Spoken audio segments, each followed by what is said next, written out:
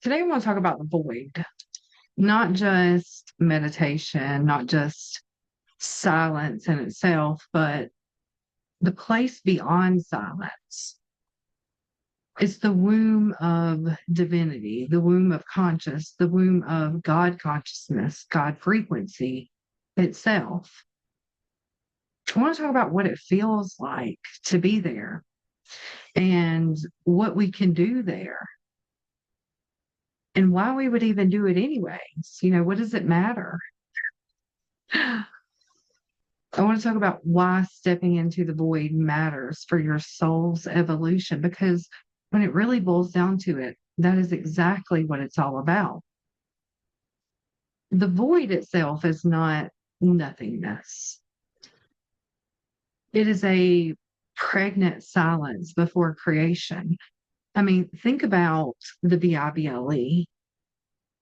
In Genesis, it talks about in the beginning, God created the heavens and the earth, right? And the earth was formless and void.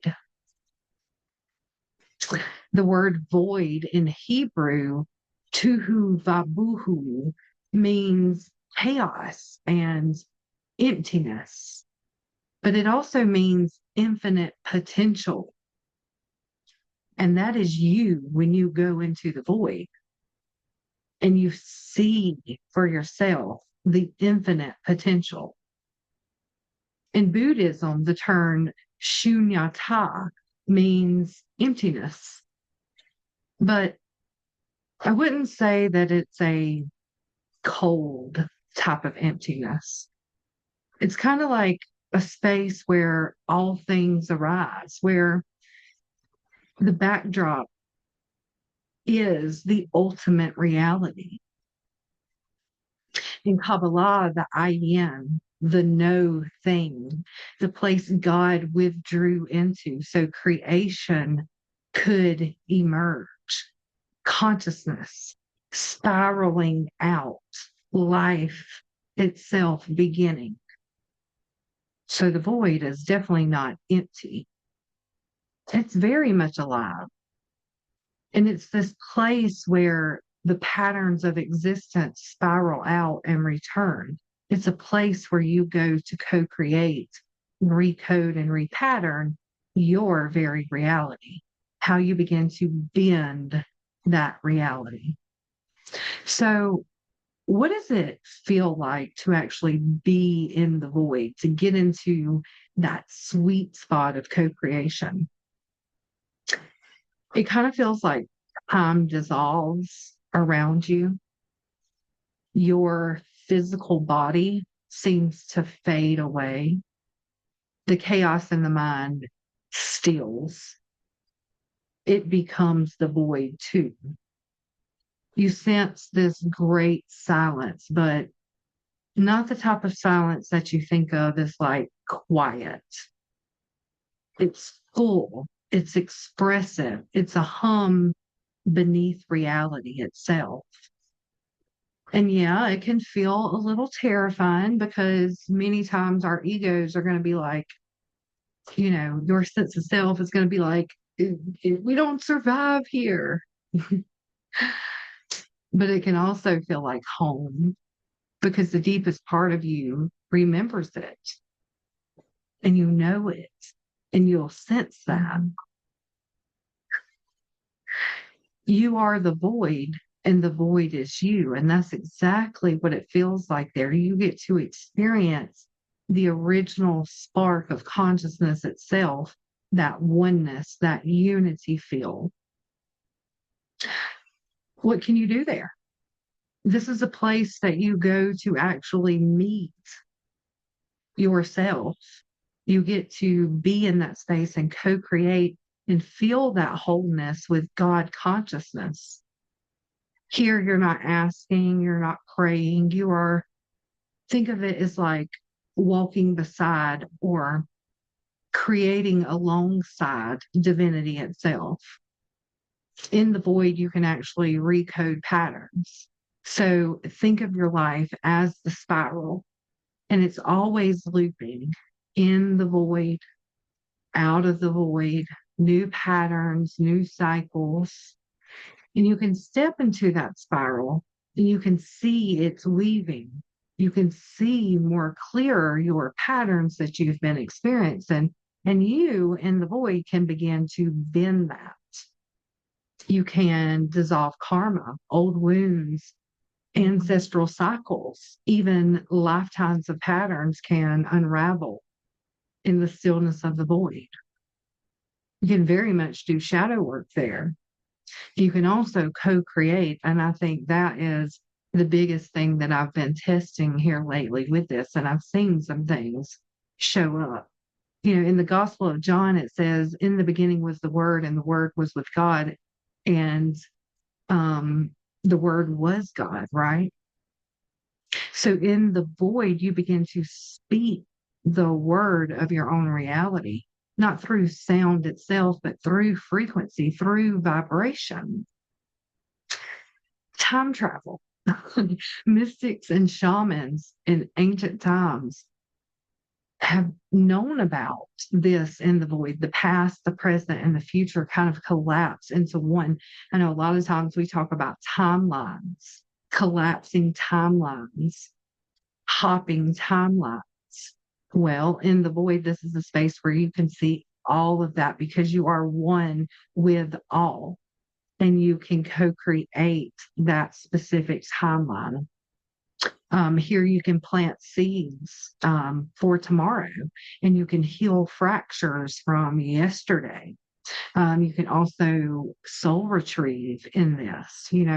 There's limitless possibility, infinite potential of what you can actually do in the void. You just got to get there. So the spiral and why we enter the void, like, why does it even matter? And I think it's because consciousness itself once faced the same question. I feel like we are a mirror and fragment as well of divinity, of consciousness. And so the same feelings and processes and patterns that we go through in our evolution, in our growth, is the exact same thing. It's like a mirror. So consciousness itself faced the same question. Why spiral out? Why leave perfection? Why leave oneness? What is the point in that? And so God consciousness chose to enter or create that spiral, begin to spiral out to experience itself and to evolve. Exactly what we are doing. And when we enter the void, we're doing the same. We're just returning to the place where it's all possible, and not to escape life, but we're here to re-enter it transformed. The serpent in Genesis was not only about temptation, it was about knowledge.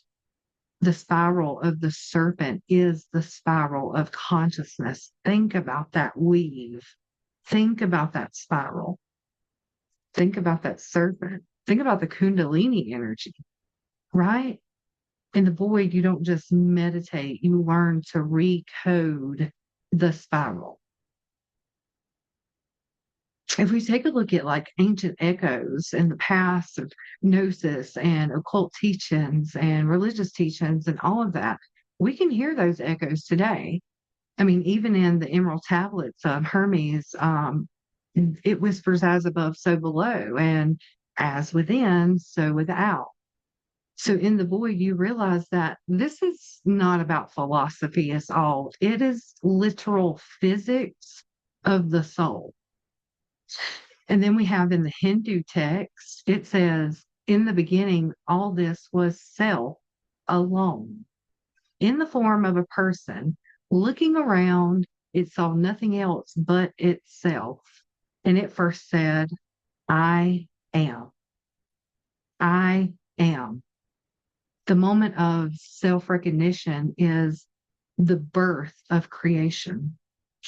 And every single time we enter the void, we touch that same moment, that I am presence, that I am essence, that I am consciousness, that I am God frequency. We return to the beginning, the oneness, so that we can spiral forward just a little bit differently. Now I've been taking it rather slow because I am testing things out. Um, and I can see the difference in the spiral. I can see the difference in the experience. I can see the bending of reality. So I myself have not went into the void and said, put me on that highest spiral or that highest timeline because I want to see. I'm testing a theory. So I want to see in physical reality the possibilities. Could you go into the void and be like, hey, put me on the highest timeline, put me, in the frequency of my highest self or my highest version? I think you can. But for me, I want to see myself graduate, so to speak. I want to see myself climbing the ladder because each step forward for me is an open door for new possibilities. It's a personal achievement for myself. So I'm taking it kind of slow. Um, and that's part of my co creation. How you choose to go into the void and experience that and recode your own experience and bend your own reality. That's all on you.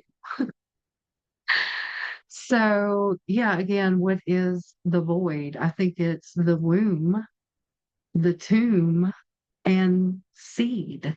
It is silence and it is song. It is hum of life. It is the space where God breathed the first breath of existence itself. And when you enter in that, you're not disappearing at all. You're remembering. And from that remembrance, you become a co creator. You learn to bend, you learn to create reality, you learn not to control it. We got to let go of that idea because if you've watched any of my other past videos, there's also that fate sequence. But we do it to evolve, we do it to grow. That's why we do it. That's why the void in itself is not empty. It is just the beginning of everything. And I think that's quite beautiful. So let me know if you try this out, if you start testing it for yourself. I want to hear about your experiences. Comment below. Make sure you guys are following this channel. There's more to come. Yeah. So I will see you guys next time.